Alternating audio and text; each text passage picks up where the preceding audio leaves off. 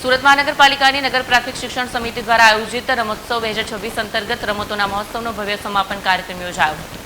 સુરત મહાનગરપાલિકાની નગર પ્રાથમિક શિક્ષણ સમિતિ દ્વારા આયોજિત રમોત્સવ 2026 અંતર્ગત રમતોના મહોત્સવનો ભવ્ય સમાપન કાર્યક્રમ યોજાયો. આ સમગ્ર રમોત્સવમાં લગભગ 1200 જેટલા વિદ્યાર્થીઓ વિજેતા બન્યા, જેમને પ્રોત્સાહન આપવા માટે સુરતના ઇન્ડોર સ્ટેડિયમ ખાતે ઇનામ વિતરણ સમારોહ યોજાયો. કાર્યક્રમમાં કેન્દ્રીય જળશક્તિ મંત્રી સી.આર. પાટીલ મુખ્ય અતિથિ તરીકે હાજર રહ્યા અને તેમના હસ્તે વિજેતા વિદ્યાર્થીઓને ઇનામો આપવામાં આવ્યા. આ પ્રસંગે સુરત મહાનગરપાલિકાના મેયર સહિત અનેક મહાનુભાવો ઉપસ્થિત રહ્યા. કાર્યક્રમ દરમિયાન જણાવવામાં આવ્યું હતું કે આવનાર સમયમાં ઓલિમ્પિક અને કોમનવેલ્થ ગેમ્સ ભારતમાં યોજાવાની શક્યતા છે. આ કાર્યક્રમ વિદ્યાર્થીઓમાં રમતગમત પ્રત્યે ઉત્સાહ વધારવા સાથે તેમના સર્વાંગી વિકાસ માટે મહત્વપૂર્ણ સાબિત થઈ રહ્યો છે. આવી રીતે પોતાનું કામ કરે છે કે નહીં એના માટેની પણ સુપરવિઝનની વ્યવસ્થા એ ડીઓ અને શાસનાધિકારી એ સ્કૂલોમાં કરતા હોય છે અને શિક્ષણ સમિતિના સૌ સદસ્યો એમને માર્ગદર્શન કરીને એમને આગળ વધારતા હોય છે. શિક્ષણ સમિતિના સદસ્યોના માર્ગદર્શનથી જે અનેક સુધારાઓ આપણને જોવા મળ્યા, બાળકોમાં જે ઉત્સાહ જોવા મળ્યો, બાળકો જે રીતે વિકાસ પામે છે એ આપણને જોવા મળ્યો, એનાથી ખરેખર એક આનંદની અનુભૂતિ થાય છે.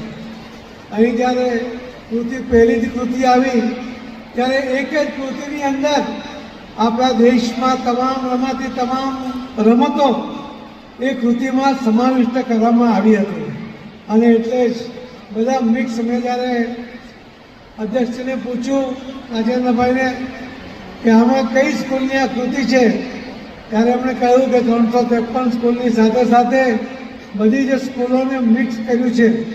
હું એ શિક્ષકોને અભિનંદન આપીશ કે એમણે વિવિધતા સાથે એકતા એનું પ્રદર્શન અહીંયા એ કૃતિ દ્વારા કર્યું. બીજી પણ કૃતિ જ્યારે દીકરી હોય પોતે જ્યારે તલવારની સાથે એ કૃતિ રજૂ કરી ત્યારે એમનામાં રહેલી હિંમત, તલવાર ઉઠાવવાની જરૂર પડે તો દેશના રક્ષા કાજે અમે પણ સક્ષમ છીએ એવી મજબૂત માનસિકતા કેળવીને તલવારબાજી કરવાની તૈયારી સાથે એમણે જે અહીંયા કૃતિ રજૂ કરી છે એ દીકરીઓને પણ હું ખૂબ ખૂબ અભિનંદન આપું છું. આજે જો સર્વે કરવામાં આવે તો આખા દેશમાં જે સરકારી સ્કૂલોમાં જે એજ્યુકેશન આપવામાં આવે એમાં સૌથી સારું એજ્યુકેશન એ સુરત મહાનગરપાલિકા દ્વારા નગર પ્રાથમિક શિક્ષણ સમિતિમાં શિક્ષકો દ્વારા આપવામાં આવે છે. શિક્ષકો કાળજી લે છે, બાળકોની માવજત કરે છે અને એના કારણે આ સારા પરિણામ આજે જોવા મળે છે. આજે 20,000 બાળકોએ રમોત્સવમાં ભાગ લીધો, એમાંથી 1,000 બાળકો ઇનામ પ્રાપ્ત કર્યા છે. પરંતુ આજે વાલીઓ અકડે ઠઠ ભીડ જમાવીને બેઠા છે. એમને પોતાના બાળકોની પ્રગતિ જોવી છે, એમને કઈ રીતે બાળકો આગળ વધી રહ્યા છે જોવું છે. જે વાતની કમી હતી કે વાલીઓને ખબર જ નથી કે પોતાના બાળકો કયા વર્ગમાં ભણે છે.